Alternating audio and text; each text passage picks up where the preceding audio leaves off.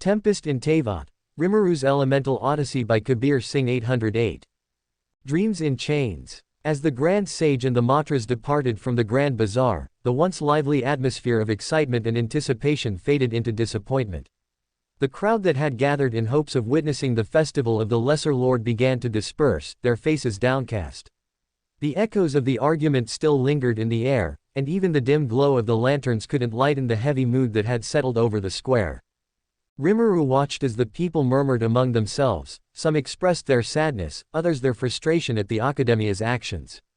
He cried internally, this was a clear abuse of power, yet he had held back from intervening. Ether, standing beside him, broke the silence. It's a good thing you didn't push any further, Rimuru. Things could have gotten really ugly.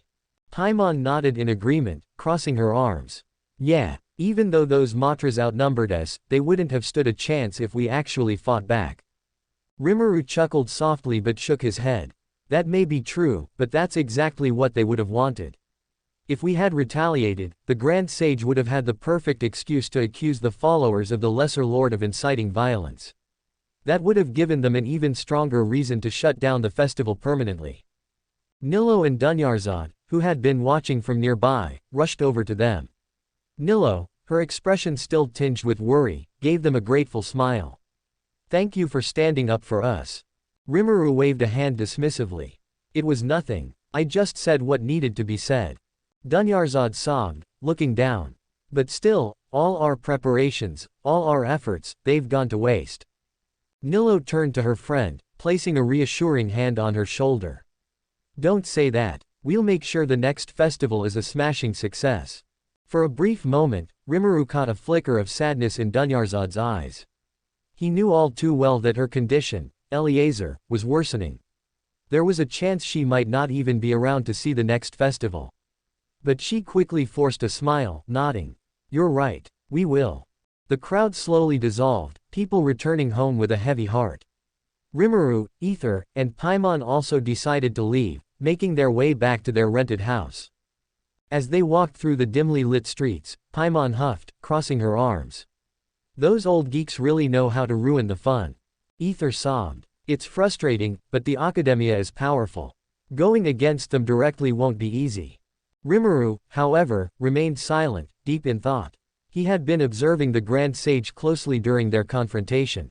Something about him felt off. Almost like he was hiding something. His mind drifted toward a possible connection between the Academia and the strange events occurring in Sumeru. Ether noticed Rimuru's quiet demeanor. Rimuru, you're thinking about something, aren't you? Rimuru stopped walking for a moment, then looked at them. Yeah, I'm going to investigate something near the sanctuary of Surasthana. Paimon nearly jumped. Wait, what? You're going near the place where the Grand Sage lives? Are you serious? Ether frowned. Rimuru, that's dangerous. The Academia is already on alert. If they catch you snooping around. Rimuru raised a hand, cutting him off. Relax, I'm not going inside. I just want to take a look around and see what's actually going on. Nothing more. Ether and Paimon exchanged uneasy glances. Paimon still looked worried. But what if you get caught? Rimuru smirked. Don't worry. That's unlikely. But, just in case, he lifted his hand, forming a clone beside him. The figure was identical to him, standing calmly with a neutral expression. I'm sending this clone with you. It will stay here and keep an eye on things. If I do get into trouble, I can just transfer my consciousness to it. Ether still wasn't convinced. How about we come with you? Rimuru shook his head. No need. The more people there are, the higher the chances of getting caught. I'll be fine alone. Ether sighed, rubbing the back of his head. All right. Just make sure to be back before tomorrow. I will. Rimuru nodded, watching as Ether and Paimon reluctantly accepted his decision. He glanced at his clone, who silently acknowledged him before following Ether and Paimon back to their lodging. By the time Ether and Paimon arrived at their house, the city had fallen into a calm, quiet night. The streets were empty, with only the flickering of streetlights keeping them company. Rimuru's clone opened the door for them and scanned the room with sharp eyes, checking for any hidden dangers. Once it confirmed there was nothing unusual, it stepped aside to let Ether and Paimon enter. Ether sat on the bed, stretching his arms with a tired sigh. Paimon floated nearby, looking relieved. To be honest, because of Rimuru, our journey has been so much easier, she said, arms behind her head. If he wasn't with us, we'd have to be extra careful with every single mora we spent. Ether nodded in agreement. Yeah, though, it kind of feels like we're using him. Paimon giggled. Now that you mention it, it really does feel that way. She paused for a moment, as if thinking about something, then suddenly floated closer to Ether, lowering her voice. Hey, Ether, how about we throw Rimuru a surprise party for his birthday? She whispered, making sure the clone near the door couldn't hear her. Ether raised an eyebrow before smiling. That's a good idea, but we don't even know when his birthday is, and then he said let's talk about this later. He glanced at the clone, who was standing near the window, gazing outside with a blank expression. Paimon nodded. You're right. I'm getting sleepy anyway. Let's plan this when we're alone and know about when Rimuru's birthday is. With that, the two began preparing to sleep. The room fell into a peaceful silence, the soft sounds of the night filtering through the windows. Rimuru's clone remained motionless by the door, its eyes calmly scanning the surroundings, standing guard as Ether and Paimon drifted off into rest. The night had fallen deep over Sumeru City, casting a tranquil stillness over its streets. The once vibrant Grand Bazaar, where laughter and music had echoed just hours ago, now stood eerily silent, its colorful banners swaying gently under the soft caress of the wind. The scent of incense still lingered in the air, mixing with the faint aroma of spices from the food stalls that had long since been abandoned. Though the city itself slept, its people lost in their dreams, there were still those who roamed the night, the Matra, their sharp eyes ever watchful as they patrolled the streets with unwavering diligence. Yet, despite their presence, there was an unnatural quiet that seemed to press down on the entire city, as if something unseen loomed just beyond the veil of darkness, watching, waiting. And amidst that silence, a lone figure moved swiftly across the rooftops. Rimuru, his body clad in a flowing dark robe that blended seamlessly with the shadows, navigated the stone pathways above the city with effortless grace, his movements silent as the wind. His sharp golden eyes flickered with vigilance, scanning every rooftop, every alleyway below, ensuring that his presence remained undetected. His destination was clear, the sanctuary of Surasthana. Landing atop a tall wooden beam, he adjusted his stance, his gaze locking onto the towering structure of the Academia, built upon the enormous divine tree that stretched endlessly into the sky. The thick canopy of green leaves bathed the city in a mystical glow, its ethereal beauty masking the dark secrets that lay within. As Rimuru leapt onto one of the divine tree's massive branches, carefully using its dense foliage as cover, he took a moment to pause and assess the surroundings. The sanctuary of Surasthana, where the Lesser Lord Kusanali resided, stood in the heart of the Academia, yet something about the entire structure felt off. There were no sages, no students, no guards. Not even the faint presence of magical defenses. A place as important as this should have been heavily guarded, yet at this moment, it felt as if the entire building had been abandoned. A creeping sense of unease settled over him. Seal, do you sense anything? He whispered internally, his fingers lightly brushing against the rough bark of the tree as he remained crouched in the shadows. There was a brief silence before Seal responded, her voice calm yet uncertain. Master, I am not detecting any lifeforms within the sanctuary. There are no sages, no security personnel, nothing. This level of emptiness is highly irregular. Rimuru narrowed his eyes. Nothing at all. Not even magical surveillance. No. It is as if the entire area has been erased. His grip tightened slightly. For the Academia to leave the sanctuary of Surasthana unguarded was unthinkable. Either someone had removed all security measures, or something had forced them to leave.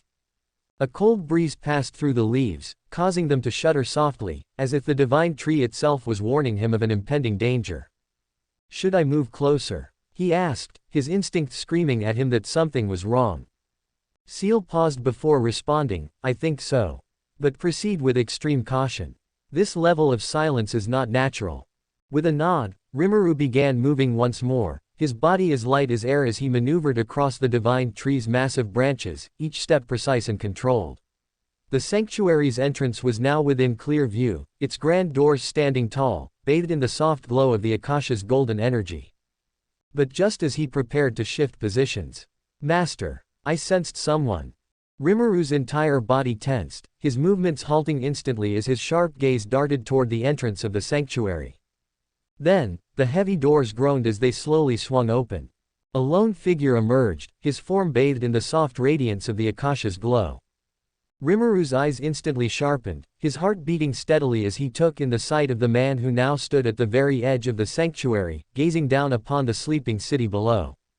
There was no mistaking him.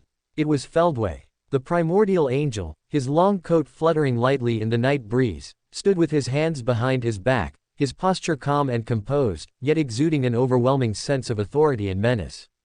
The way he looked upon Rimuru, as if it was nothing more than a game board, sent a wave of cold fury through Rimuru's veins. So it was him all along. But before Rimuru could even decide on his next course of action, Feldway's voice cut through the silence. "You know, you can come out now, Demon Lord Rimuru." Rimuru's eyes widened slightly. "Seal, how did he detect me?" "Unknown. His sensory capabilities must be beyond standard detection methods." There was no point in hiding anymore. With a single fluid motion, Rimuru leapt from the tree, landing gracefully upon the stone platform at the entrance of the sanctuary. His expression remained unreadable as he faced Feldway head-on. "So my intuition was right. You were the one behind all of this." Feldway smirked but did not turn to look at him. Instead, he continued gazing at the city beneath them, as if lost in thought. "You figured it out faster than expected. Good. But what else should I expect from my greatest enemy?" Rimuru's golden eyes burned with cold intensity. "What are you after, Feldway? Why are you here?" For the first time, Feldway chuckled lightly before sighing. "Before we talk about me, shouldn't you be more worried about your friends?" Rimuru's entire body tensed immediately. A split second later, his clone contacted him. "Master, Ether and Paimon." Moments earlier, Ether and Paimon's disappearance. The night was calm, too calm. The rented house stood in absolute silence, its interior dimly lit by a few lanterns placed near the walls. The air inside was warm and still, broken only by the occasional flicker of the candlelight that cast long, wavering shadows upon the wooden floor. Outside, the Matra patrols made their usual rounds, their heavy boots pressing into the streets, their lanterns glowing faintly as they passed by in synchronized intervals. Their presence ensured that no ordinary threat could reach this area unnoticed. Yet, despite their vigilance, something felt off. Rimuru's clone stood watch inside the house, leaning casually against the wall, his gaze fixed on the bed where Ether and Paimon slept peacefully. Though the two had retired early, exhaustion written on their faces after a long day in Rimuru, Rimuru clone had not let his guard down. Something about tonight felt unnaturally quiet. It was not the kind of peace that brought comfort, but rather, a stillness that warned of something approaching. Then, it happened. A faint, almost imperceptible, beeping sound echoed from outside. Rimuru's clone eyes immediately sharpened, his head tilting slightly toward the door.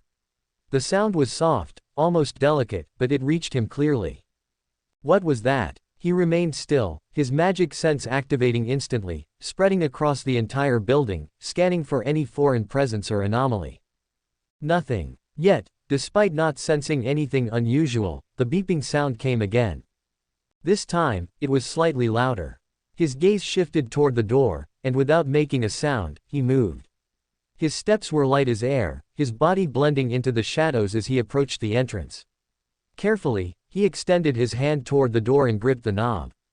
A soft click. He turned it ever so slightly, just enough to crack the door open, allowing his golden eyes to scan the street outside.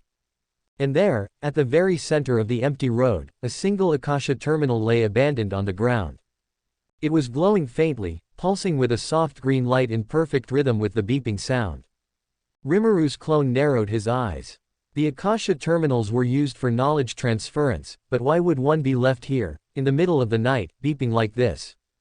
Something wasn't right. His instincts flared as he cautiously stepped back, his magic sense expanding further, but just as he attempted another scan. Beep. A second beep, this time, from inside the room.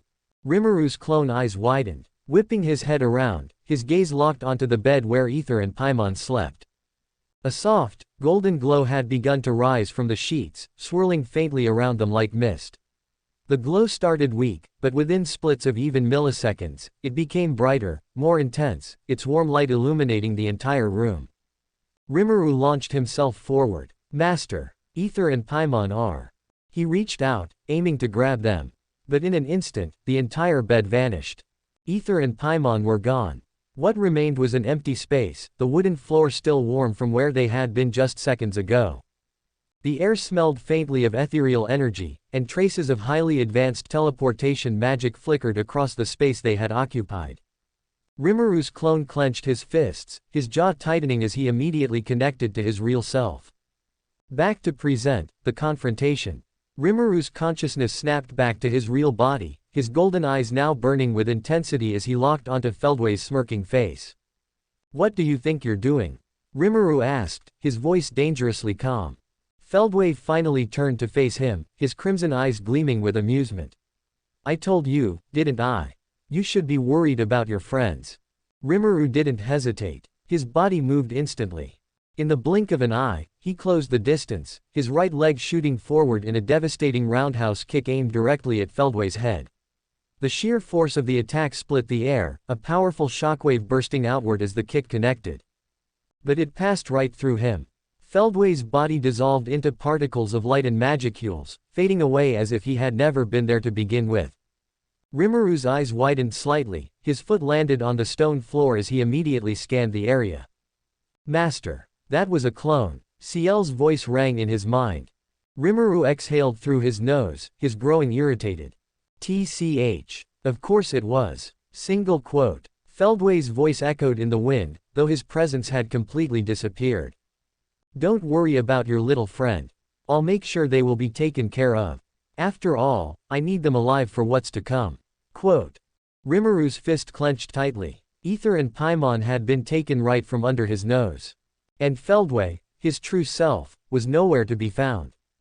Rimuru didn't hesitate. In an instant, his consciousness shifted, his real self in the sanctuary of Surasthana became a clone, while his clone, stationed at the rented house, became the true Rimuru. As the transfer completed, the first thing he saw was an empty room. Ether and Paimon, gone. Rimuru's fists clenched tightly, his jaw tightening as a wave of unforgiving fury burned through his body. The room around him seemed almost unreal, as if time itself had stopped. The faint traces of ethereal energy still lingered, marking the area where they had been moments ago. Feldway. The name echoed in his mind, a name that now carried the weight of absolute hatred. But before he could even begin processing his next move, the entire city trembled. A deep, unnatural rumbling resonated through the ground, and in the distance, the sound of magical barriers activating filled the air like a symphony of war. Rimuru immediately rushed outside, and what he saw was beyond comprehension. Transparent, interlocking barriers began forming throughout the city, rising like walls of light and energy, twisting and turning to create a gigantic maze that engulfed all of Sumeru. Houses, bridges, and pathways were completely sealed off, separated into isolated sections. The sky above was still open, but even it seemed to shimmer as if under some greater force. This was no simple defensive mechanism. This was a trap. And at its center, stood him. Waiting for him outside the rented house, a group of Fatui operatives and Matras soldiers had already formed a blockade. Their weapons gleamed under the dim glow of the maze, reflecting the tension in the air. One of the Fatui operatives, a man clad in reinforced armor with an insignia marking him as a high-ranking officer, took a confident step forward. "Surrender." His voice was sharp, commanding. "Come with us quietly, and Lord Feldway will release your friends." The words barely finished leaving his lips. A single instant later, his world turned black. Rimuru's fist connected with his face before he could even blink. The impact was devastating. The crack of breaking bone echoed like a gunshot as the man's mask shattered, his cheekbone completely crushed under the force of the punch. His body was sent flying backward, crashing into one of the glowing barriers with such force that a ripple of energy spread outward, distorting the barrier itself before stabilizing. A brief silence followed. The remaining Fatui and Matras soldiers, who had once stood with confidence, now found themselves paralyzed with fear. Their eyes shifted between their fallen comrade, whose face was now unrecognizable, and Rimuru, who hadn't even moved from his spot. A single punch. That was all it took. And yet, Rimuru wasn't even close to being done. His golden eyes glowed ominously, sharp and predatory, as he slowly lifted his gaze toward the remaining soldiers. Then, his voice came, cutting through the silence like a blade. "Where is he?" The soldiers tensed, gripping their weapons tighter, sweat forming on their brows. Rimuru's expression darkened, his frustration boiling over. Then, "Where is that Feldway bastard?" His voice exploded through the air, sending out a visible shockwave that blasted outward. The sheer pressure of his roar shook the ground, forcing many of the soldiers to stumble back, their ears ringing violently as they instinctively covered their heads. And then they attacked. A synchronized battle cry erupted as they all rushed at him. Weapons drawn, some lunging forward with electro-charged polearms, others channeling cryo-infused sabers, while the Matra reinforced their battle formation, their enchanted weapons gleaming. But Rimuru vanished. In the blink of an eye, he was among them. Before the first blade could even reach him, he had already unleashed his counterattack. A devastating kick shattered the ribs of one soldier, sending him spiraling through the air. A swift backhand sent another flying headfirst into the ground, the impact leaving a deep crater. Another swung a glaive at him, only for Rimuru to catch the weapon midair, his grip effortlessly stopping its momentum. With a single movement, he ripped it from the soldier's hands and used it against him, delivering a brutal strike to his gut, causing the man to cough blood before crumbling. The battlefield descended into chaos. One by one, they fell. Some were left crippled, others completely unconscious, their bodies scattered across the stone pavement. And in the end, only one remained. A Matra soldier, still somehow conscious, found himself lifted into the air, Rimuru's hand wrapped tightly around his throat. The Matra's eyes widened in horror as Rimuru brought him closer, their faces mere inches apart. And then, a single question, cold, unforgiving. "Where is Feldway?" The Matra's breath hitched. Never in his life had he felt fear like this, not even when standing before the infamous Dottore, the second of the Fatui harbingers. Right now, Rimuru felt like something far worse. His grip tightened. "Talk." The Matra panicked, gasping as he blurted out his answer. I don't know. We were ordered by the Grand Sage." Rimuru's eyes narrowed. "The Grand Sage? Yes. I last saw him near the bottom of the divine tree. Please, that's all I know." For a moment, Rimuru simply stared at him. Then, he let go. The Matra collapsed to the ground, gasping for air, only to be sent flying moments later, crashing into the maze barrier and falling unconscious. Rimuru exhaled sharply. Then, he turned his gaze toward the sacred tree of Sumeru. From a distance, he could see more Matra and Fatui forces charging toward him, an army of soldiers rushing forward, weapons raised. Rimuru didn't even blink. With a mere thought, hundreds of water clones formed around him, each one a perfect copy of himself, their golden eyes flickering with battle intent. The clones surged forward, engaging the enemy in combat. The battlefield erupted once more. Meanwhile, Rimuru himself vanished, teleporting straight to the bottom of the divine tree. As soon as Rimuru materialized at the base of the divine tree, the air around him distorted for a moment, a faint ripple of energy flickering across the ground before vanishing. The towering structure of the sacred tree loomed above him, its ancient, golden branches stretching toward the heavens, glowing faintly under the dim moonlight. And standing there, at its base, was Grand Sage Azar. The old scholar, draped in his elaborate robes of authority, froze the moment Rimuru appeared, his body momentarily stiffening as a single thought flashed through his mind. Impossible, he wasn't supposed to be here this early. The calculations had been precise. The barrier maze should have stalled Rimuru for a significantly longer period, long enough for Feldway's plans to reach their conclusion. Yet here he was, standing right in front of him. And judging from the cold, unyielding gaze in his golden eyes, he was not in the mood for games. Azar hesitated, his mind racing as he tried to maintain his composure. "Oh, Mr. Rimuru," he greeted, forcing a small, diplomatic smile, though it was clear from the way his fingers twitched nervously that he was unsettled. "I see you've finally arrived." Rimuru didn't reply. He simply took a step forward. A single step. Yet the air itself grew heavier as if an invisible force was pressing down on the space around them. Azar involuntarily took a step back, his heartbeat quickening. Rimuru's gaze remained locked onto him, unwavering, like a predator sizing up its prey. The very pressure in the atmosphere seemed to bend under his presence, and for the first time, the Grand Sage felt something he had never experienced before. Then, Rimuru spoke, and his words cut through the silence like a blade. "Where is Feldway?" Azar swallowed hard. But before he could even think of a response, Rimuru spoke again, his voice dropping even lower, even colder. "And where are my friends?" The Grand Sage felt a chill crawl down his spine. For a brief moment, his logical mind clashed with his instincts. The scholar in him wanted to formulate an answer, to craft a carefully constructed lie that would buy him time. But every nerve in his body screamed not to test the man standing before him. He just took down an entire squad of Fatui and Matra soldiers. Not even Dottore carries this level of pressure. Azar tried to steady himself, though he could feel his knees trembling slightly beneath his robes. This was bad, very bad, and judging from the dark expression on Rimuru's face, things were only about to get worse.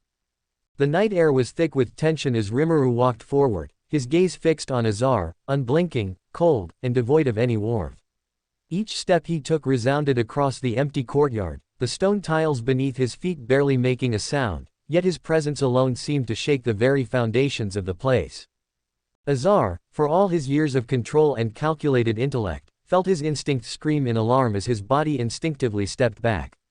It wasn't a conscious decision, no, it was pure survival instinct, the realization that he was standing before a monster in human form. Raising one trembling hand, he attempted to feign calmness, his voice wavering slightly as he spoke. Mr. Rimuru, we can talk this out." Rimuru paused, tilting his head slightly, before replying with an emotionless, almost mocking tone. "Yes, we can do that." For a moment, hope flickered in Azar's chest. Until Rimuru continued, his tone dropping into something utterly frigid. "So, tell me, where are my friends? And where is Feldway?" Azar hesitated. His lips parted as if to speak, but he stopped himself. He couldn't say it. He couldn't tell Rimuru the truth. Not yet. Not while the plan was still in motion. With renewed determination, he clenched his fists, straightened his posture, and shook his head. His voice, though shaky, carried a forced resolve as he said, I'm sorry, Mr. Rimuru. But I can't tell you that." And then, without a moment's hesitation, he thrust out his hand, signaling the Matra soldiers around them, and barked the order. "Subdue him." The hesitation in the Matra's eyes was evident, their faces paling as their grips on their weapons tightened nervously. They knew who they were up against. But orders were orders. And so, with a collective battle cry, they charged forward, weapons raised. But Azar didn't stay to watch. He turned on his heels and ran. His heart pounded violently against his ribcage as he rushed toward the sanctuary, every instinct screaming at him to move faster, to escape, to survive. His ornate robes, once a symbol of his status, now felt like shackles, weighing him down as he forced his legs to move with everything he had. He didn't look back. He didn't need to. The moment he ordered the attack, he had already heard the destruction unfold behind him. The sickening sound of flesh meeting bone, the horrifying crack of bodies collapsing like ragdolls, the helpless screams of soldiers being thrown aside like insects, it all reached his ears within seconds. Azar's chest tightened as he pushed forward, his breath coming out in ragged gasps. "I have to reach the sanctuary. I have to get to Feldway and Dottore." The large golden doors of the sanctuary were still meters away, but he could already feel a sliver of safety just within his grasp. But then, a chilling pressure filled the air. Azar's blood ran cold. Even before he turned his head, he already knew what it was. Rimuru was catching up. And he was closing the distance at an unimaginable speed. Despite the massive lead Azar had gained from the initial distraction, despite the fact that he had taken off immediately, Rimuru was right behind him, his movements effortless and inhumanly fast, as if he wasn't even exerting himself. Azar's mind raced, his legs burning from the strain. No. But just as Rimuru was about to grab him, suddenly, multiple portals tore open in front of him, forming swirling rifts of darkness that distorted reality itself. From within them, dozens of Fatui soldiers and operatives leapt forth, each one immediately rushing to block Rimuru's path. One of the high-ranking Fatui agents, his mask reflecting the pale moonlight, stepped forward with an arrogant sneer. "Your chase ends here, Rimuru Tempest. Azar grinned as he used this opportunity to keep running. That should buy me enough time to reach the sanctuary. But then, splash! A sudden wave of water erupted, and in an instant, dozens of Rimuru's clones materialized, forming from the very moisture in the air. Without hesitation, the water clones lunged into battle, their forms striking like crashing waves, their attacks devastating as they tore through the Fatui blockade. And yet, the real Rimuru never stopped moving. Azar's smile vanished. His breath hitched in sheer terror. He's still coming. Panic overtook him completely. He forced himself to run even faster, pushing his body beyond its limits. The sanctuary gates were just within reach. But then, a powerful grip clamped onto his ankle. Got you. Azar's entire body stiffened. His lungs seized, his mind froze, and for a moment, time itself seemed to halt. He didn't want to turn around. But his fear forced him to. Slowly, he lowered his gaze, his heart nearly stopping as he saw the hand wrapped around his leg. It was strong, unbreakable, overwhelmingly powerful. And it belonged to Rimuru. Azar's entire body trembled. His lips quivered, his breath shallow and uneven, his entire being overwhelmed by the sheer terror of the moment. Wait. Please, listen, I can explain. But Rimuru wasn't interested. Without a word, he lifted Azar effortlessly, gripping him like a mere toy. Then, in a single swift motion, he swung him through the air. Azar's vision blurred as he spun violently, his body whipping through the air before. Crash! His back slammed into the stone pavement, a sickening shockwave of pain exploding through his body. And as Rimuru loomed over him, his voice was as calm as ever. Now then, Azar, where are my friends? Azar couldn't even breathe. Azar lay on the ground, his body barely responding to his will. His vision swam as blood trickled from his lips, and his limbs trembled from the impact. And yet, despite the agony coursing through his body, a twisted sense of relief washed over him. He had been certain that he was done for, that Rimuru would break him, that his body would be reduced to nothing more than a discarded husk. But against all odds, he was still alive. And that realization filled him with a newfound desperation to cling to life. Rimuru, standing over him, regarded him with cold, narrowed eyes. His face betrayed no emotion. His golden pupils gleaming in the dim light of the sanctuary entrance. Then, in a voice as sharp as a blade, Rimuru asked, "Where are my friends?" Azar coughed, his body convulsing in pain. He tried to speak, to utter something, anything, that might buy him time. But just as his lips parted to form words, something shifted in the space behind Rimuru. A portal, a deep blue vortex of swirling energy suddenly tore open beside them, sending an eerie rippling distortion through the air. Rimuru's instinct screamed at him, and without hesitation, he jumped back, releasing Azar's leg just as a blinding flash of silver came rushing toward him. Clang! A sword, moving at an unimaginable speed, sliced through the air where Rimuru had just been standing. He barely had time to bring up his own blade to deflect the incoming strike, the impact sending a harsh vibration through his arm. Sparks scattered into the night as the two blades clashed, the air humming with residual energy. Rimuru's eyes narrowed dangerously as he turned his gaze toward the portal. And then, from within its swirling depths, two figures emerged. Feldway and Dottore. The former stepped forward first, his long red cape billowing behind him, his expression calm yet filled with amusement. His golden eyes gleamed with satisfaction, as if he had anticipated this very moment. Behind him, Dottore followed, his ever-present grin stretching across his masked face. He chuckled lowly, the sound carrying a sinister undertone, his interest in the situation palpable. Seeing the two of them, Azar, still coughing blood, felt an overwhelming sense of relief wash over him. They had come. He was saved. I underestimated you, Rimuru. Feldway's voice was mockingly smooth, his amusement barely concealed behind his words. He tilted his head slightly, regarding Rimuru with an air of superiority. I didn't know you could teleport now. Rimuru, still standing firm, regarded him with an impassive stare, his grip on his sword tightening slightly. There was no need for unnecessary words, he wasn't interested in their conversation. Instead, he got straight to the point. I'll ask this only once. Where are Ether and Paimon? Feldway's smirk grew slightly, but he did not answer immediately. Instead, He raised his hand, and within seconds, a device materialized in his palm. The object resembled a smartphone, its sleek surface glowing faintly in the dim light. With a casual flick of his wrist, he turned the screen towards Rimuru, his expression filled with an almost taunting amusement. The moment Rimuru's gaze landed on the device, his eyes widened slightly, though his face remained composed. On the screen, Ether and Paimon were clearly visible, both of them lying unconscious on the floor. Surrounding them were dozens of Fatui soldiers, their weapons drawn and aimed directly at the defenseless pair. It was unclear whether they were simply unconscious or something worse, but the sight alone was enough to make Rimuru's entire body tense with restrained fury. Feldway's smirk deepened as he observed Rimuru's reaction, his voice taking on a mocking edge. Now then, Rimuru, make your choice. Do you want to come with us quietly, or would you rather see what happens to your friends? Rimuru remained silent for a moment, his golden eyes flickering with something unreadable. His mind raced through countless possibilities, analyzing the situation, searching for any potential opening. Then, after a brief pause, he took a slow step forward, his tone unwavering.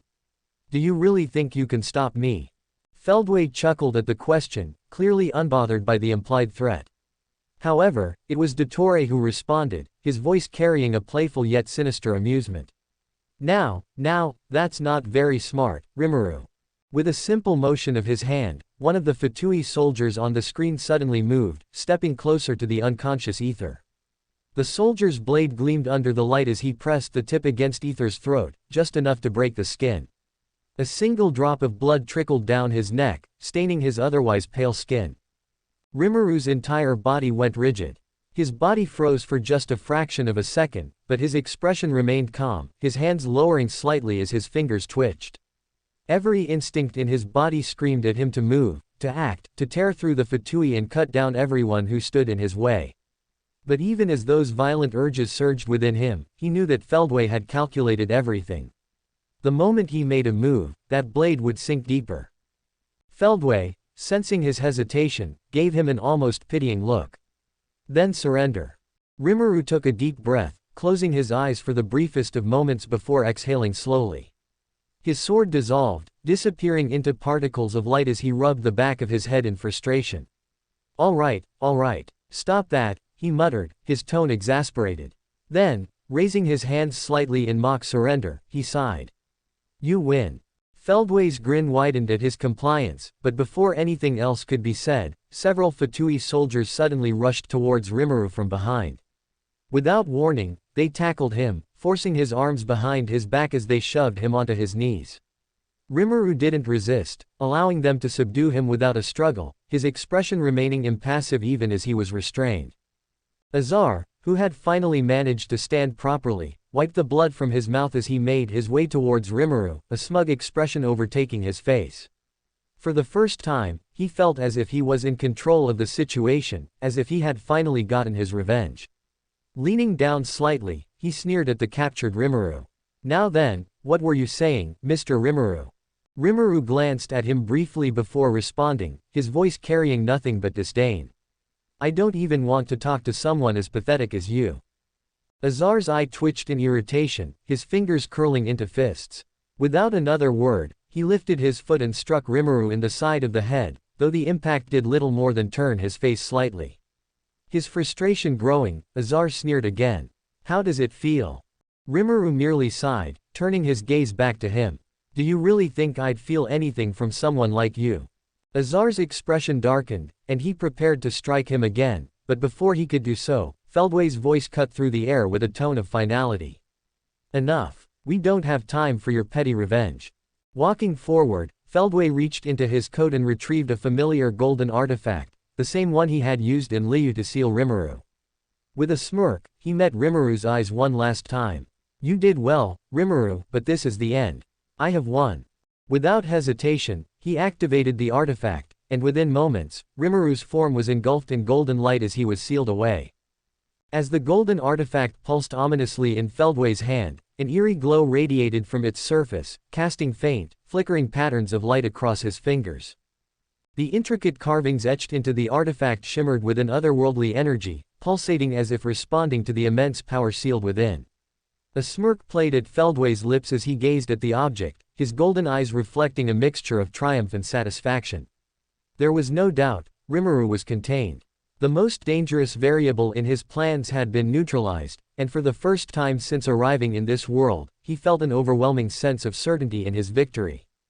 With a pleased expression, Feldway turned his head slightly toward Dottore, who stood beside him with an amused grin. The masked harbinger tilted his head slightly, his crimson eyes gleaming with an unsettling excitement as he observed the artifact with clear fascination. One could almost see the gears turning in his mind, already pondering the possibilities of studying Rimuru's existence, dissecting his abilities, and unraveling the mysteries that made him such an anomaly. Feldway's voice was calm but commanding as he finally spoke. "Let's go." Dottore let out a chuckle, his grin widening slightly as he gave a nod of agreement. It's quite rare for me to witness something so intriguing. I must admit, Feldway, I am eager to see what secrets this little creature holds." His voice carried an unsettling excitement, the kind that suggested he was already thinking about experiments he would conduct given the chance. As the two turned to leave, their cloaks billowing behind them, Azar, still catching his breath and nursing his injuries, hesitated for a moment before stepping forward. Though relieved to see Rimuru finally captured, he was still left with an issue that required resolution. Clearing his throat, he called out after them. "So, what should we do with his friends?" Feldway didn't stop walking, but his response came swiftly, his tone dismissive yet firm. "Throw them inside the prison.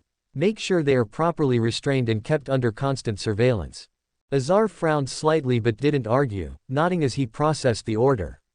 Feldway, however, continued speaking, his voice laced with a tone of mild annoyance. "Even though they are nothing compared to Rimuru, we still cannot allow even the slightest chance of interference. I will not tolerate any unnecessary complications." His words left no room for discussion, and with that, he continued forward, his pace unwavering.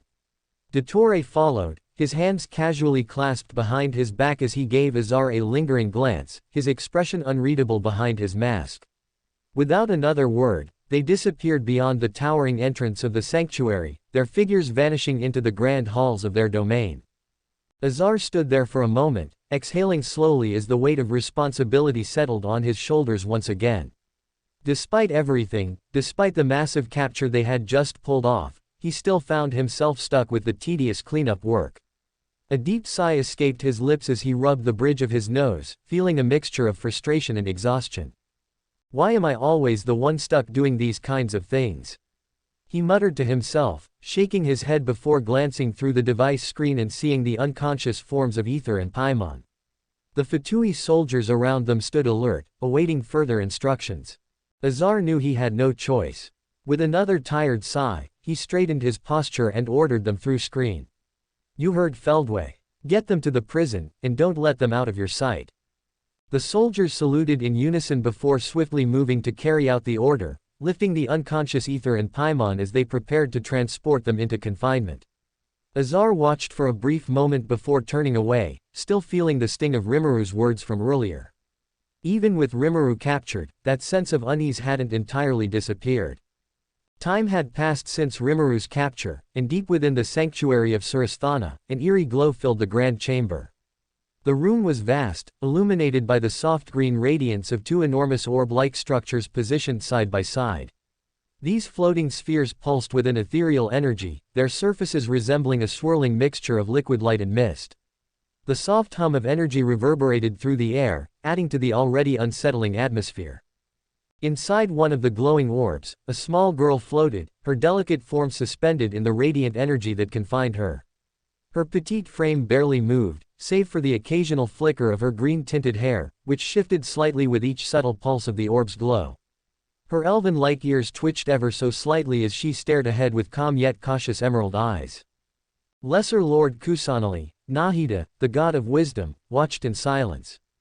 She was no stranger to this imprisonment, having been confined here for centuries by the sages who had once sworn to serve her. Yet, something about this situation was different. A second empty orb stood beside hers. A second prison. Her intelligent mind immediately began analyzing the implications. Why would the sages and the Fatui create another containment chamber? It was clear that whatever was meant to be imprisoned here would be something, or someone, of great significance. As she pondered, the sudden sound of massive doors groaning open echoed throughout the chamber, their heavy golden frames parting to reveal the figures of two individuals. Feldway and Dottore entered the sanctuary. The sight of them made Nahida tense slightly, though she remained composed. She had seen these men before, two dangerous individuals who had inserted themselves into Sumeru's affairs. Feldway, his golden hair flowing like strands of light, strode forward with the confidence of a man who had just secured his greatest prize. Beside him, Dottore, clad in his usual eerie attire, walked with an unsettling ease, his sharp, mask-covered grin revealing just how much amusement he was deriving from the situation. Nahida observed as Feldway approached the empty green orb, a smirk playing on his lips as he retrieved a small, glowing artifact from within his robes. Immediately, Nahida's eyes widened slightly. Even from within her prison, she could feel the sheer density of elemental energy radiating from the artifact. It wasn't just any object, this artifact contained something incredibly powerful. Her curiosity piqued, the young archon focused her gaze more intently, her mind racing with questions. What exactly are they doing? What is inside that artifact? Without hesitation, Feldway extended his hand toward the empty orb.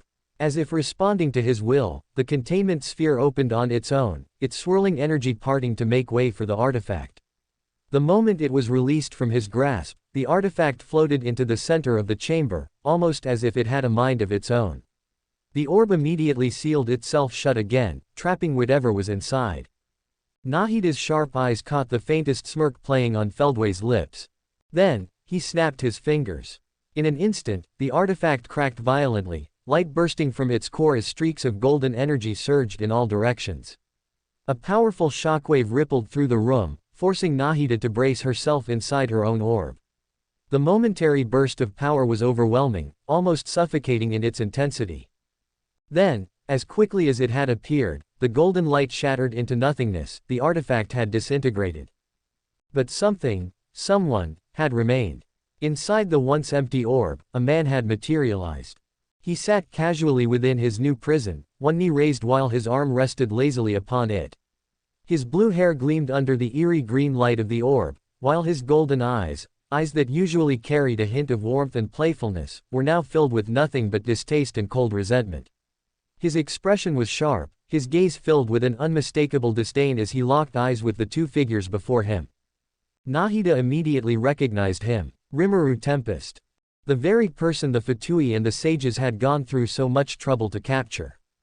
A tense silence filled the room as Rimuru remained still, his golden eyes never leaving Feldway's.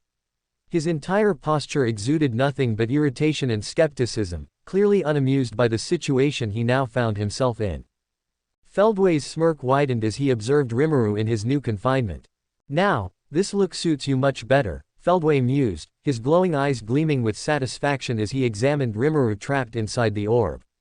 There was an undeniable arrogance in his voice, as though he had already won, already decided that this was the end of Rimuru's resistance. For a moment, the tension in the air was thick. Then, Rimuru's eyes narrowed slightly, his lips curling into something resembling a deadpan stare. With a voice laced in dry sarcasm, he exhaled through his nose and muttered. What are you, a pervert? The room fell silent. Nahida blinked inside her orb, momentarily taken aback by the unexpected response. Dottore, who had been watching with keen interest, let out a sharp, amused laugh, his shoulders shaking as he cackled behind his mask. The sheer audacity of Rimuru's words had caught even him off guard. Even Feldway, despite his overwhelming confidence, felt his eye twitch slightly at the absurdity of the remark. His smirk faltered for just a moment before he let out a small chuckle of his own, though there was a noticeable edge of irritation to it now. Still full of wit even in your predicament, Feldway muttered, crossing his arms as he looked at Rimuru with amusement. You really don't know when to quit, do you? Rimuru tilted his head slightly, his expression remaining unimpressed. You kidnapped me, locked me in a giant glowing ball, and are now standing there looking at me like you're admiring a prized fish in an aquarium. I think I have every right to question what kind of hobbies you have. Dottore's laughter grew even louder, clearly enjoying the verbal exchange. Feldway, however, simply shook his head, his smirk returning as he let out a slow exhale. Believe me, Rimuru, I have no interest in entertaining your usual nonsense. Whether you like it or not, you are where you belong now. Your struggles are over. Rimuru's eyes darkened slightly at those words, but he said nothing in response. Nahida, still watching carefully, couldn't help but feel a growing sense of unease. She had seen Feldway's confidence before, but this time, there was something different. He wasn't just boasting, he truly believed he had won. Rimuru sat still, his golden eyes locked onto Feldway with an unreadable expression. He remained silent for a moment before tilting his head slightly, his tone laced with subtle sarcasm. Then tell me, why did you even bother releasing me? He asked, his voice calm but carrying an underlying edge. Wouldn't it have been better to just keep me locked inside that artifact of yours? Feldway smirked, his golden gaze glinting with amusement as he placed his hands behind his back. His posture was relaxed, exuding an air of absolute confidence. Oh, you don't have to worry about that, Rimuru, he replied smoothly. This containment orb is something I personally designed just for you.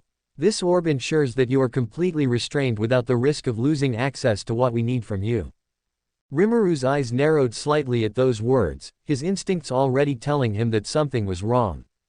Before he could ask what Feldway meant, the golden-haired figure continued. It also prevents you from pulling off any of your usual tricks, such as transferring your consciousness to that clone you left behind in Fontaine. At those words, Rimuru's expression darkened slightly. Without hesitation, he attempted to shift his consciousness into his clone, a technique he had used many times before, one that had never failed him. Yet, this time, something felt off. The moment he tried to activate the switch, an invisible force clamped down on his mind. It was as if an iron cage had snapped shut around his very soul, restricting his ability to move beyond his physical form. No matter how many times he attempted the process, his consciousness refused to transfer. For the first time since being captured, Rimuru felt a sense of genuine restriction. Still, despite the alarming revelation, he remained composed. His face betrayed no hint of panic, only mild irritation. He let out a small, exasperated sigh before shrugging. Well, that's annoying, he muttered, crossing his arms. But whatever. Feldway let out a soft chuckle, clearly entertained by Rimuru's reaction. Good, he said smoothly. Because we have a use for you, and that is something we cannot extract while you're sealed away inside an artifact. But don't worry. His smirk widened, a hint of malice creeping into his voice. Once we're done, we'll make sure to prepare a comfortable eternal slumber for you. At those words, Feldway turned on his heel and started walking deeper into the sanctuary of Surasthana, his cape flowing behind him. Dottore, who had been observing the exchange with clear amusement, let out a dry chuckle before following behind. His crimson eyes gleamed from behind his segmented mask, as if already anticipating the experiments he would conduct in the near future. As the two figures disappeared through the chamber doors, the heavy silence that followed was almost suffocating. Rimuru remained seated for a moment, his mind processing everything that had just been said. Feldway's confidence was unsettling, but Rimuru wasn't worried, he had been in worse situations before. I need to figure out how to get out of this thing. His gaze then shifted to the other glowing green orb beside him. For the first time since he had arrived, he fully examined the girl who was imprisoned within it. She was small, delicate, and had an air of ethereal wisdom about her. Her soft, light gray hair, which faded into green at the tips, gently floated within the orb's energy. Her vibrant emerald eyes met his, filled with curiosity rather than fear. Her ears, slightly pointed, gave away her elven-like nature, though Rimuru could tell she was something more than just a mere elf. Master, Ciel's voice echoed in his mind, analyzing the girl with precise calculation. The individual before you appears to be Lesser Lord Kusanali, the Dendro Archon of Sumeru. An Archon. Before Rimuru could even process that thought, the small girl suddenly raised a hand and waved at him. Hello, she said in a soft yet clear voice, her tone carrying an innocent warmth despite the situation. For a moment, Rimuru simply blinked at her, surprised by how casual her greeting was. Then, deciding to play along, he stood up and walked toward the edge of his own containment orb. With a slight grin, he lifted his hand and waved back. Hello. Nahida smiled at the response, but then her expression grew curious. Is this your first time experiencing something like this? She asked, tilting her head slightly. Rimuru pondered her question for a moment. His mind drifted back to a distant memory, the time he had spent a night in the prison of the Dwarven Kingdom of Dwargen. Compared to his current predicament, that had been more of an inconvenience than anything else. With a small chuckle, he leaned against the invisible wall of his orb and replied. No, I've been through things like this before. Nahida's eyes sparkled with interest. I see, she murmured. Then I assume you already have a plan to escape. Rimuru's expression turned thoughtful. He still needed to figure out the true extent of this prison's restrictions, but knowing himself, he'd come up with something. For now, he decided to shift the topic. I take it you're Lesser Lord Kusanali. At his question, Nahida nodded, her expression calm. Yes, I am, she confirmed, though I'm surprised you actually know about me. I mean, since very few people have actually seen me in the past centuries. Rimuru immediately picked up on the hidden meaning behind her words. His eyes narrowed slightly as he asked. So, it's not that you're not social. It's that they've been keeping you captive, haven't they? Nahida paused before nodding. You could say that, she said gently, and then she exhaled softly before continuing again. Though, in the past, I was at least able to swap my consciousness with people outside, allowing me to observe and communicate beyond my confinement. Rimuru immediately caught onto the implication in her words. Was. Nahida's expression turned more serious as she nodded. Yes. When those two harbingers arrived, everything changed. Feldway used some kind of advanced magic I couldn't fully identify while trapped inside my orb. Whatever it was, it disrupted my ability to swap consciousnesses. Though, he wasn't able to completely stop it. Quote. She then pointed downward, toward something below her prison. Rimuru's eyes followed her gesture, and for the first time, he noticed a strange device positioned directly beneath her orb. It was sleek, metallic, and inscribed with glowing runes. Faint pulses of energy radiated from its core, and a small, circular crystal embedded in its center flickered softly with each passing moment. Nahida continued, he created a device that detects if I attempt to transfer my consciousness. If I try, it triggers an alarm. Rimuru's eyes gleamed with interest. So that thing is the problem.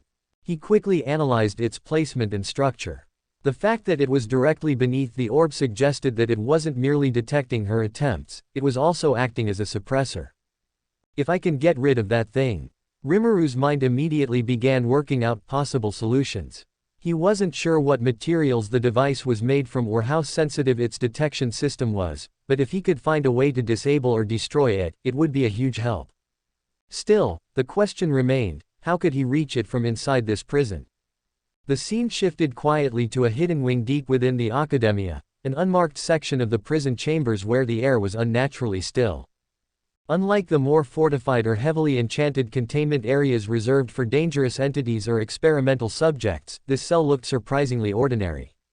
Old stone walls lined with ivy cracks, a modest steel-barred door, and dim artificial light from dendro lamps overhead, it seemed like just another quiet holding room. But beneath this mundane appearance, something far more sinister was at play. Inside the cell, two figures rested side by side on a padded stone bed, unmoving and utterly silent. It was none other than Ether and Paimon.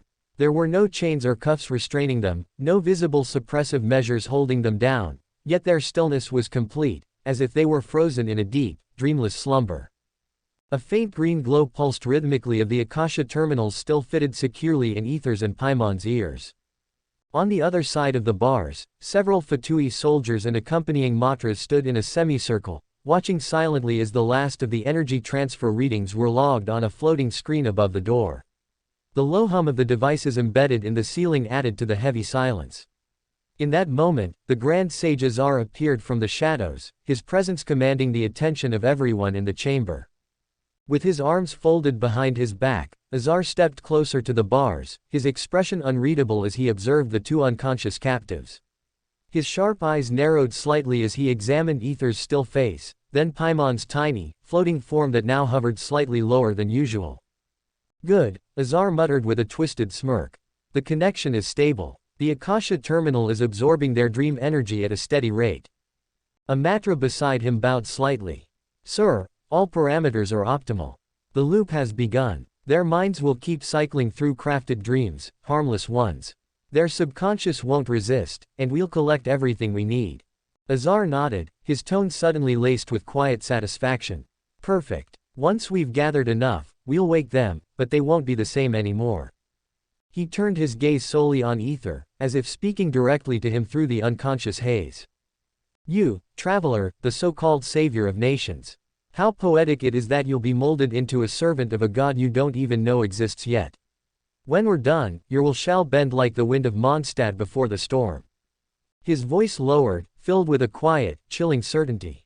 You'll kneel before the new order, and your power, your connection to the stars, it will all serve a greater vision.